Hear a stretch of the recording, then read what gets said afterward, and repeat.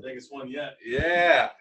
It wasn't as bass. There wasn't as much bass as I wanted on. No, that was a treblistic gong. You put the softer you hit it, the more bass there is in it. Deeper. That was a symbol. That was like a deep symbol. What's going on, Dan? Oh, it's Wednesday afternoon. Wednesday the 27th, is it? It is the 27th. Yeah. It is the 27th. So, which is always exciting. Oh, it is. Because so why wouldn't it be? Exactly. It's almost 70 degrees outside today. I'm going to go door to door. Ooh! Again with my kids. And on fire. Yeah, we start our fantasy baseball league tomorrow, and we're playing each other. Yeah, we had to be separated earlier, so we're very competitive. Yeah, so you'll hear about that later on next week in the podcast, loyal listeners. Yes, and you'll see how much of a beatdown I put on Dan. Well, and I'm not going to talk much smack because I don't know. I'm willing to talk smack when I feel that there is some substance there, but True. I don't know that Troy's teams. So and Troy's counterintuitively all about his pitching in fantasy baseball, and most people are not. And at least see where that leads me. At least starting out, it should be a good solid start. But at least for the 5 pitching categories. Yeah. We'll see what else though.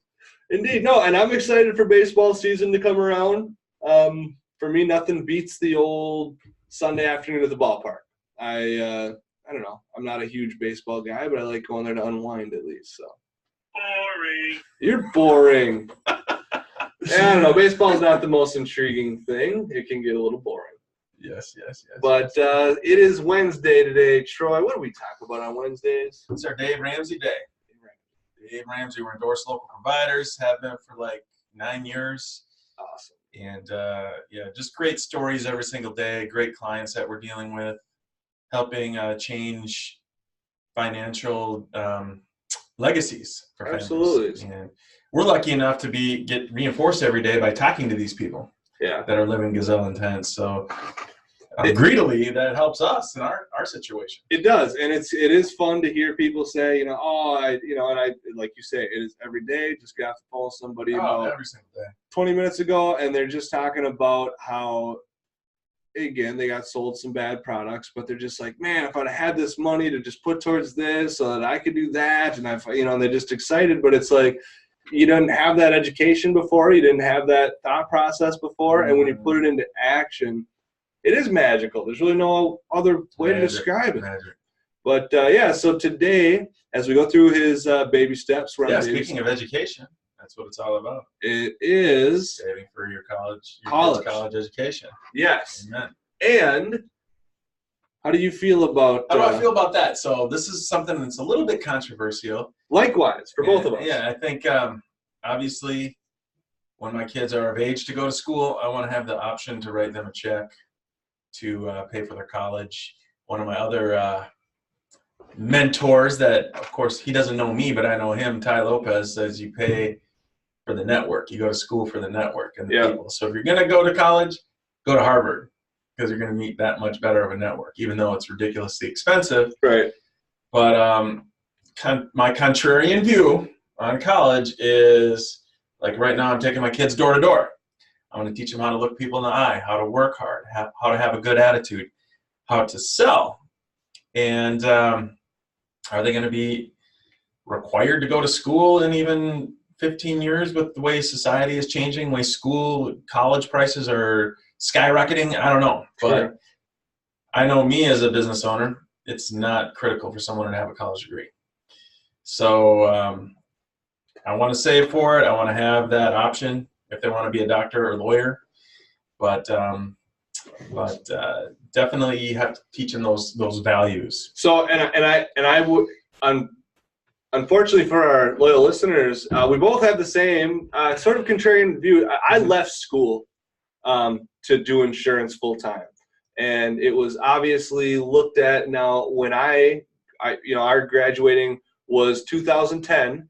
Recession kind of hit end of 2008. And so it was right at that time period that my generation was going out into the workforce where there was not jobs. Mm-hmm. And so it was not crazy necessarily. So you're right because Gary Vee talks about the millennials, and the millennials he's probably referring to are the people that might be a few years younger than you, when the economy really started to take off again and it was easier to find jobs. Yeah, no, when we first came out, it was nothing, and there was people that were staying in school, incurring more debt just because they wanted to be more qualified, because whatever was out there wasn't going to do it. Mm-hmm. And I don't know that tide has necessarily turned all the way over, but I left school to do this, and through blessings and hard work, I would say that my career path and career opportunities would rival that Easily. most people my age, whether locally or nationally. You know what I mean? And the beautiful thing about you, Dan, is you know how to sell. If you know how to sell, you can get a job anywhere. That's true. I do have the sales talent, which I won't deny, and I've had great teaching, and great places to show off some of that talent. But yeah, that's what's going to pay my way, and it's not going to be the degree. Oh man! Regardless of what degree I get, even if I got the law degree or whatever, it's going to be my ability to build businesses, to communicate with people, communication, and to drive, to talk to someone on the phone. Yeah, they don't teach that in college. No, they don't.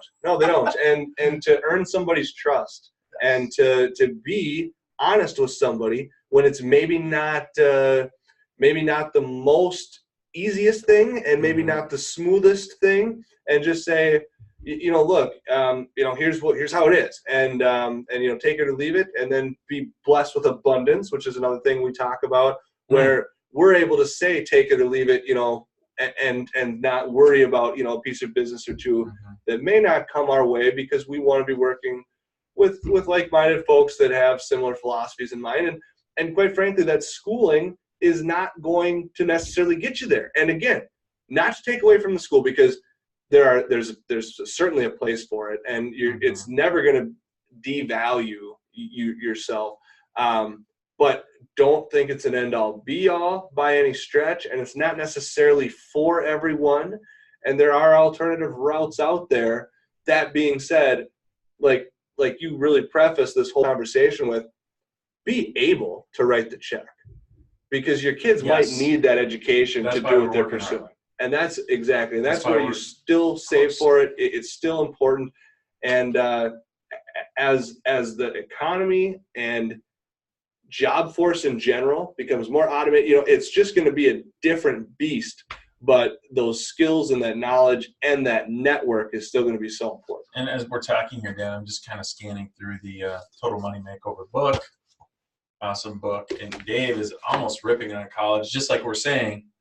Even saying that's an important part of the baby steps, but just saying it does not guarantee you a job. Yeah. You're not entitled because you have a piece of paper. It's basically showed that you're able to pass a series of tests. And so, yeah, I know we've gone through this more and more, but I don't even know where I'm going with this. So you need to bail me out. No problem. No, I'll bail you out. But and like you said, and I guess that is good. Anybody that has not read the Total Money Makeover definitely should. Great breakdown is just Dave's basic philosophies, and they're tough to argue with because they're not universal truths. He's not saying, hey, this is what you have to do and this is what you're going to get for every single person. But little things like don't spend money you don't have, don't get into debt, because minus a very, very slim path, debt for the most part is not positive. So just steer clear of it. It's basic things like that. The book is an easy read and really breaks it down. Having the ability. But part of it is the education. And education doesn't have to be a college education. I think my strongest education I got were my summers selling books door to door for Southwestern. Right. It had nothing to do with college. But I wouldn't have found that opportunity if I wasn't in college. We talk about that job at least once a week. And you don't talk about your college days with me once a week about, hey, in class one time I learned blah, blah, blah, blah, blah. Waste of time, in my opinion. I mean, I'm sure I did learn some stuff. And I don't know why I have this strong feeling negatively towards college. Maybe because it's double-digit tuition increases every single year over year. Yeah. And people graduating with $200,000 in debt, getting jobs for $40,000 a year. And math doesn't add up there. It just doesn't add up. Yeah. And the thing about education is what I'm doing with my 5- and 6-year-old right now. We're going door to door, and they're learning education. Do you think those guys are going to be sales machines when they're 18. Absolutely. They're learning how to talk to people, how to look them in the eye. Competition won't be there. They're going to be looking around going, you guys haven't done this? And it's going to be like, of course they haven't. So, yeah, they're going to be exposed. They're going to learn by osmosis. I'm just super excited about that. But so, and again, that being said, to conclude, college is important. There's a place for college. There's a value for college. It is just not for everybody.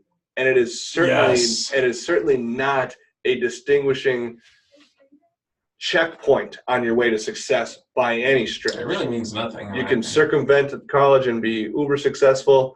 I like to think the trades. Think about it. Well, absolutely, just a vocational school. You can make 600 or six figures easily with becoming an electrician, plumber, any type of contractor. It's the sky's the limit. And the sad thing is these schools these days say you have to go to college to be successful. And they show a picture. I remember seeing this picture once. There was a guy with dirty hands. And under that picture it said, didn't go to college. And the next was like a doctor with clean hands. And they said, this guy went to college. Right. They're basically telling kids, the guy with the dirty hands doesn't have a respectful job. Yeah, which is just it's couldn't be further from the truth. Getting indoctrinated these days. So if the kid's smart and motivated to become a doctor, lawyer, whatever, right? Like we're saying, we just want to have the option to write the check and pay cash for that. Absolutely, you always want to, and because it can present opportunities, and so you want the ability to have as many opportunities at your disposal as possible. And this could be a big one, and that's why you start saving now. So don't neglect baby step 5. Make sure that you are saving for your kids' college fund so that they can have that opportunity if they so choose, and if it all makes sense at the time. We love education. Because it could be. We do just love like education. Donald Trump says, we love the uneducated people too. Well, we love education, and quite frankly, there's all different forms of getting educated. Yes, and street smarts education, which nobody has. And even what we do, it's not a tuition education; it's a licenseship, and we have a very specific expertise. But it's a constant thing. We're constantly educating that we have to send into the states. Sales meetings today, and you're right, constant education. Yeah, rock and roll. Hope everybody has a great rest of your week. We're signing out. Yeah, we're gonna see you Friday.